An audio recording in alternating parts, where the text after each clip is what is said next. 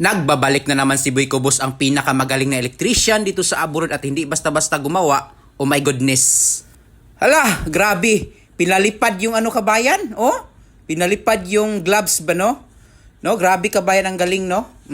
Kabayan, nakakita ka na ba ng pro electrician, veterans electrician dito sa abroad na kung paano mag-bend?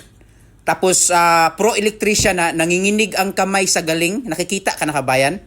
Kung hindi ka pa nakita, oh, tingnan mo kabayan ang kamay. Pro electrician, nanginginig ang kamay sa galing, oh. Nakikita ka na ba, kabayan? Kung hindi ka pa nakakita, kabayan, manood ka dito sa video kung paano ko yan i-bend ng 90 at saka offset. So, madali lang to, kabayan. Kailangan mo lang, oh, nanginginig talaga sa galing, kabayan, yung kamay ko. Oh? Oh? Kita mo, kabayan? Oh? Kamay, no? Pinalipad yung spring bender. Yung hinawakan ko, kabayan, spring bender ang tawag dyan. Tapos yung pipe na hinawakan kong black, PVC pipe yan. Ang tawag niyan, kabayan, yung PVC pipe. PVC pipe, kabayan, electrical PVC pipe yan. 3/4 ang size. Tapos yung bender ko, spring bender 3/4. Tingnan mo, kabayan, na dito tuhod lang ang gamit. Tingnan mo yung tuhod ko. So hindi siya mayupi kasi yung PVC pipe na yan ay makapal. No, makapal, oh. Oh, kamay. Grabe yun. Talaga yung, nanginginig talaga yung kamay ko sa galing mag-bend, kabayan ba? Pro electrician, veterans electrician.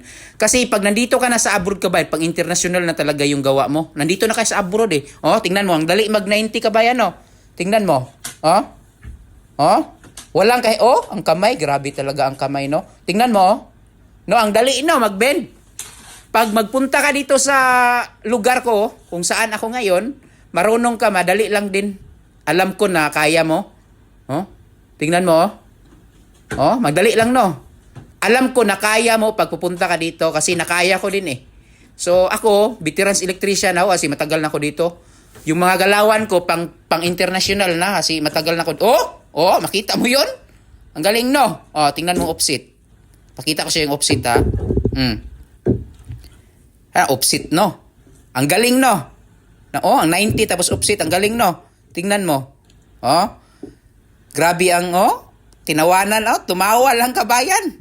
Ganyan kagaling, kabayan, ang pro electrician, si Boy Cubos.